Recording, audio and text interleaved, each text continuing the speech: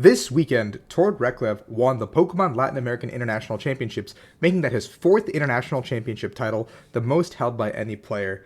But it wasn't just Tord that won the championship. Lucas made a crucial blunder in Game 1 to lose the championship. My name is Rahul Reddy, and today we're going to be looking at the $10,000 mistake, as I like to call it, from Lucas, and why. And we're going to talk about some of the importance of just how to play properly, and we're going to do a VOD review of this game. It is a Lugia Mirror, which is one of the highest power big swing decks in this format. 48% of the field in day 2 was populated by this one single deck, making it one of the highest of all time. And if you like this kind of content, please like and subscribe. It would help this channel a lot. So let's jump right into the gameplay. So we're going to look at these two lists. I already have them pretty much done by heart. Lucas playing heavier counts of stadiums. We see Tord's Oranguru prized, as well as one copy of Archeops, which is crucial. 2 powerful energies, meaning that Tord is going to be low on energies for a lot of the game. 2 collabs from Lucas and 1 copy of Luminion in the prize cards. But that's fine for Lucas because he plays multiple copies of Collapsed and multiple copies of Luminion. So whoever wins the flip usually in this scenario is in a much more favorable position. And we're going to see, I believe, Tord kicking things off. Opening up with the Evital, which is not your best card to open, but Tord has access to a capture energy to bring out the Lugia, an Evo Incense in hand, which also means that he can go ahead and grab the Archeops to put into the discard next turn, Tord doing a quick deck check. Now, when playing Lugia, you don't often have to check everything in your deck. Simply check your attackers, a couple of the energies, make sure you've got enough to play the routes you want to play, and both players understand this. The player going first in the Lugia Mirror can always just attack with 1 Lugia, taking the first 2 prizes in a lot of situations. The player going second has to respond with an attacker, whether it be a 1 prize or 2 prizer, but the player going second has to put down 2 Lugias on the off chance that one of their Lugias gets knocked out. If that does happen, well, you don't get the Summoning Star, and all of a sudden you're down 3 prizes before you can even play the game. So the player going first can conserve their energies in a proper route and, chase down those 2 prizers as they please. And the player going second has to, unfortunately, bench those 4 free prizes in the matchup. So that's kind of why this matchup is so difficult when you're going second. Now, the tech attacker is basically balanced out throughout the tournament, and everyone was kind of playing the same stuff. We're going to see here Tord does not really have to do anything else but pass with this hand because it's so powerful. Lucas can Marnie on turn 1, but typically the player going second doesn't really want to Marnie, but actually build up their board. We're going to see the Incense, and Tord is going to preemptively, I believe, probably get the Archeops and just put it into the hand, or maybe even discard it here to just put 1 into the discard. Just getting the ball rolling in case, Lucas does go ahead and Marnie or something of that nature. If Tord had the Oranguru in the deck, this would be a perfect opportunity to go ahead and grab the Oranguru and put it into the hand and put the Evo Incense or something on top, the Lugia V-Star, to guarantee the turn 2 Summoning Star. We see Tord getting rid of the powerful, which is crucial because Tord has prize 2, meaning if Tord was going second, he'd be in a lot of trouble because he can never get that big one-shot with the powerfuls. Now, Lucas is playing V-Guard and Tord is not, meaning that Lucas's powerfuls don't need to really be going the full distance because he can use choice belts to supplement that damage. And Lucas opens Stoutland, which is not really the best attacker. Now, crucially here, I want you guys to keep an eye on how many energies have been played on both sides. Lucas counting out all the energies in his deck on his side, just putting himself in a position to, verify what's there, what's not there, grabbing the Archeops, taking notes, very smart. And we're going to see a quick ball putting the Archeops away. Now, Lucas has to get another Lugia, unfortunately, as well in the situation, which, Tord should be beaming at because now you've got 6 prizes on board. The game is mapped out. And a Luminion on top of that. That's even better. And we're going to see Lucas go for an early Marnie, saying that, hey, my 1 Lugia that I grabbed here might be able to stick if Tord does not get everything he needs. The attach to the Stoutland, and we're going to go ahead and Marnie. Aurora energies and the colored energies in these decks are very important. We're going to see Tord's 4 cards. He's got a Research, he's got the Incense, everything looks absolutely perfect. We're going to now see how Tord maneuvers the situation to take the first 2 prizes. Now, if Tord does have a Serena, plus a way to get the Summoning Star, just even 1, which he does in hand, he could even theoretically take out this 1 Lugia on the board and put himself in a position to just run away with the game. Now, that being said, Tord does not have a way to retreat in his given hand. So he can't really take the knockout like he would like. We see the Ultra Ball coming through, grabbing the Luminion and the Research. I guess I was mistaken. I thought there was a Research in the hand. I might have mistaken that for something else. But we're going to see Tord just set up his board as well. Now, if Tord had opened something not the Yveltal, maybe just a Lugia, we would be in a position where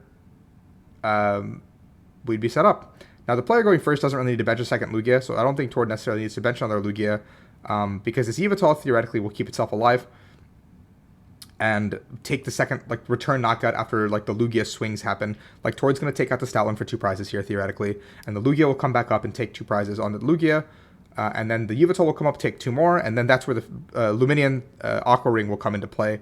But then Tord can go from there to just kind of mitigate the prize trade and never ever lose the race, because he can just ensure that certain prizes will stay on the board where they need to be. Now, Tord's going to go ahead and grab the Archeops. Tord might realize that he doesn't have enough energy to attack with the Lugia, and just go in with the Yveltal here and just say, okay, I can one-shot the guy later on. We're going to see the Charizard come down, attaching an Aurora energy, getting rid of the Archeops, and the Summoning Star coming through with perfect precision, filling up the board. We're going to see the Archeops' ability, putting all of the energies onto this active Yveltal, putting it at a perfect place to go ahead and take a one-shot on this Stoutland. But now Tord is down. That's a heavy investment, because now Tord is thinking, well, I got rid of a DTE on that Ultra Ball, and the energies are running thin. So powering up a Lugia is 4 full energies on the next turn. And even if you want to attack with the Charizard on the following turn, it's going to be a pretty heavy energy investment. So we're going to see the attack coming through from the Yveltal, taking 2 prizes. But Tord will not have a great response into the Lugia. Lucas throwing up the Luminian, indicating that he's got a pretty good way to just bounce it back into the deck, using the Aqua Ring attack, which is a perfect 120 damage. And all of these tech attackers are either less than 120 HP in all of the decks, or they've got a very interesting weakness to water, like the Charizard. So we're going to see the heat energy attached to the Luminian to kind of keep that safe in situations.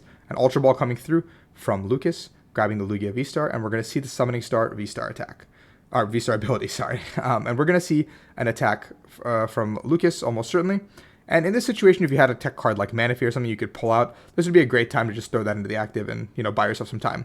Now, if you knew Tord's list at this point in time, attaching a V-Guard somewhere like the Lugia would be great, because you knew that one powerful is gone, and Tord doesn't play V-Guard himself, so the Charizard is the only way to knock out a Lugia here. And we're going to see the knockout come through, and Oranguru get thrown into the active spot. And interestingly enough, Lucas put 2 energy onto this Oranguru, indicating that it can be a threat and an attacker with its whap down attack right away. And it also has the 2 energies on there to preemptively set up for a retreat play. So Lucas is setting up the board, effectively saying, hey, you need to put resources onto your guys to take out this one prizer that doesn't really benefit you in any way to advance your game plan. Now, Tord is looking to probably go for the Charizard, take 2 prizes on the Lugia, and just kind of get ahead. But he's already ahead. He can just go 1 for 1 here, even attack with the Aqua Ring. But the V-Guard energy does prevent the Aqua Ring from one-shotting the Oranguru, because V Pokemon will do 30 less Pokemon to this, or 30 less damage. So now you can't go in with the easy knockout with the Luminian. So Archeops becomes an answer, maybe. Now, Tord can always, like I said, go in here with the Lugia and just start swinging and hope that Lucas doesn't have an answer. But then this will enable Lucas to go into either his own Lugia or Charizard or something, or even Yveltal if that is there in the options.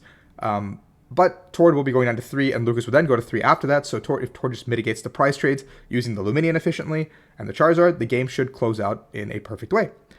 But now, as we're seeing, Tord is investing a lot of energy. I think this is, the well is running dry here. If you're looking at Tord going through his deck, there's not many energy left. And this is where the game starts getting a little spicy. We see the capture energy. Tord indicates that he's going to go ahead and fail. The judge is probably asking him to shuffle real quick again. And we're going to see Choice Belt going onto the Radiant Charizard, just preparing it ahead of time to take out the Lugia. I think one of Tord's Choice Belts is already gone from the early game, so this is the only one left in the deck. So now if this Choice Belt gets discarded with a Lost Vacuum, Tord will have no way to one-shot a Lugia either, which is a little bit crazy as well. So we're going to see the prize get taken from the Lugia, and now here comes Lucas's Lugia. And in this situation, if you're Lucas, you're just looking for the Choice Belt and the Powerfuls if they're already in the deck, and I don't think Lucas has exhausted any of his Powerfuls. We're going to see the attachment for the Choice Belt, which is already there, and now 2 Powerfuls will do the trick. 2 Powerfuls and any 2 miscellaneous energies. Because Tord does not play V-Guard energy. So we're going to see them grab the 2 powerful energies, bada bing, bada boom, super easy, and then 2 miscellaneous energies of any, whichever 2 you want that won't do you much good later in the game. And if Lucas does not plan on using the Archeops as an attacker, you don't want to, you can get rid of the Powerfuls, but with 2 Powerfuls remaining in Lucas's deck, I believe, you want to keep them active for the Archeops because it hits a very cool number of 160 to one-shot a Radiant Zard. 2 DTEs hitting the discard for Lucas, meaning the attacker well is going to start running dry as well for Lucas. And, well, you have to set up an attacker somewhere.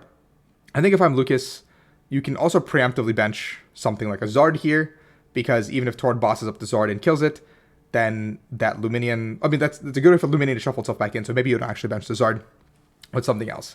Now here we're going to see Tord look through his deck, and now this is the moment I want everyone to stop and notice. There's exactly 1 energy left in Tord Reklev's deck, which is that powerful energy, meaning he needs to attach the powerful energy to attack because Radiant Zard goes down by 1 for each prize the opponent's taken with its Burning Heart ability. Now, in this situation, Lucas has only taken 3 prizes, so it accelerates, he can attack with this like this. But how is he going to chain attacks because Radiant Zard can't attack on the following turn? That's Tord's last energy in his deck. That's the one that's in his hand. He's going to take these 2 prizes and go down to the 1 prize, but how does he finish the game? This Radiant Zard is going to have to attack 2 times, but how does he close out this game? Now, we're going to see Lucas going into the Luminian, but doesn't have the DTEs left, so maybe Lucas can't attack here. You see the 2 are gone. Lucas is going to grab this Serena. But if I'm Lucas, I just want to knock out this Zard. You should be counting the attackers. You should be counting the energy. You should know that Tord is in a spot where he can't close out the game on terms of energy.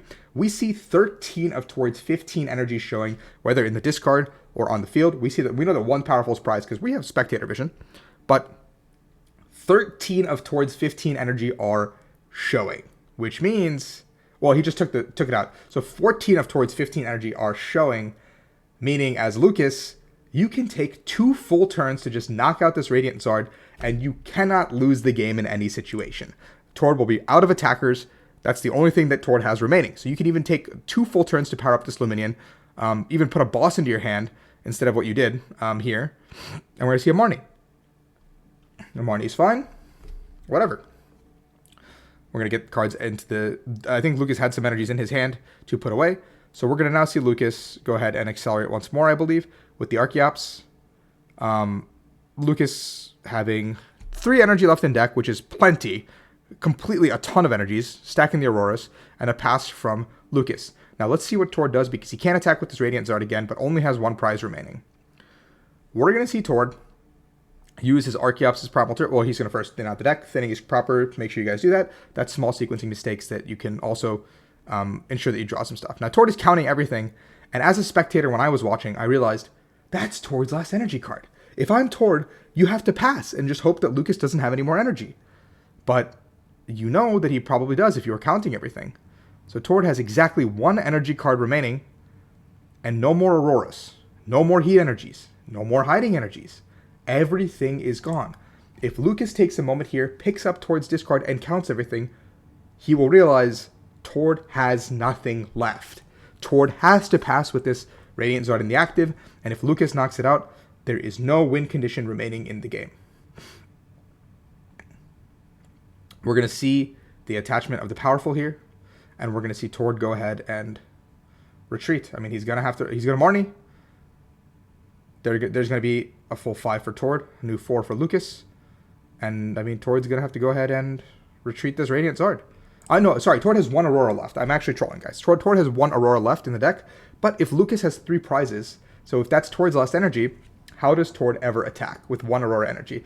Burning Heart will put Charizard down to 4, or 2 with the fire and a colorless remaining. So Lucas just has to not take a knockout, and Tord will deck out and lose the game. Lucas can even wait till he gets the boss to knock out the Radiant Zard, and Tord will lose the game. Tord has exactly 1 Aurora left in the deck. I saw that as a small glimpse.